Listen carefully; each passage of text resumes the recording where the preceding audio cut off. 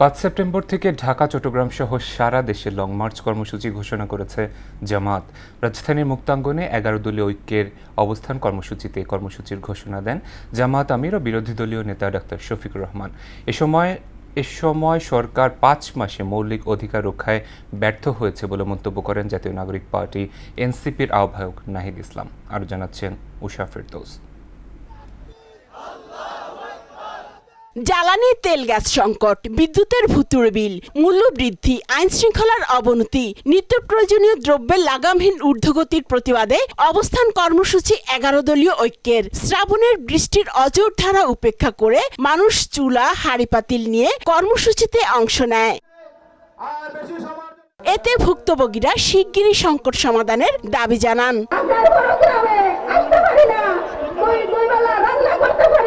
আমরা গ্যাস নিতে যে আমরা পারি না আমাদের রুটি করে আমাদের সন্তানদের মুখে 2 মুঠো ডাল ভাত দিতে। জোটের শীর্ষ নেতারা গ্যাস ও বিদ্যুৎ সংকট নিরসন, এলপিজির মূল্য বৃদ্ধি প্রত্যাহার ও নিত্য প্রয়োজনীয় পণ্যের দাম নিয়ন্ত্রণের দাবি জানান। জনগণের দাবি দাওয়া আদায়ের জন্য আমাদের যা যা করার প্রয়োজন আমাদেরকে সেটা করতে হবে। যে দেশে কারখানা বন্ধ হয়, বিদ্যুৎ নাই এবং দুর্নীতির চরম শিখরে বাংলাদেশটা ধ্বংস হয়ে যাবে।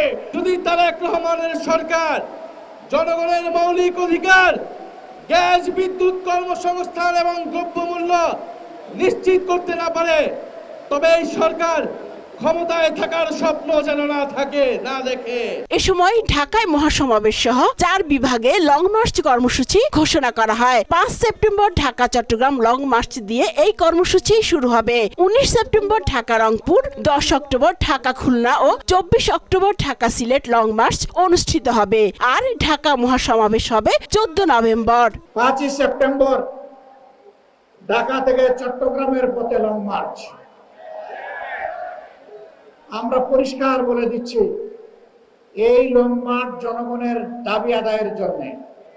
অতীতের কায়দায়, ফেসিবাদী কায়দায় আমাদের লং মার্চে যেন কোনো বাধা দেওয়া না হয়। ১৯ সেপ্টেম্বর ঢাকা থেকে আমরা রংপুর পৌঁছবো ইনশাআল্লাহ। ১০ অক্টোবর শনিবার ঢাকা থেকে খুলনা, খুলনা থেকে যশোর, কুষ্টিয়া হয়ে ইনশাআল্লাহ আবার আমরা ঢাকায় ফিরবো।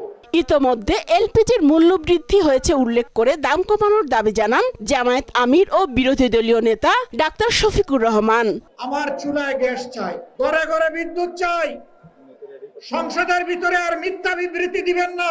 মুক্তাঙ্গনে অবস্থান কর্মসূচি শেষে ১১ দলীয় ঐক্যের নেতাকর্মীরা সচিবালয়ের উদ্দেশ্যে মিছিল নিয়ে রওনা হয়। 0 পয়েন্ট অতিক্রম করার পরই পুলিশ ব্যারিকেড দিয়ে তাদের আটকে দেয়। উষা ফেরদৌস, মোহনা সংবাদ, ঢাকা।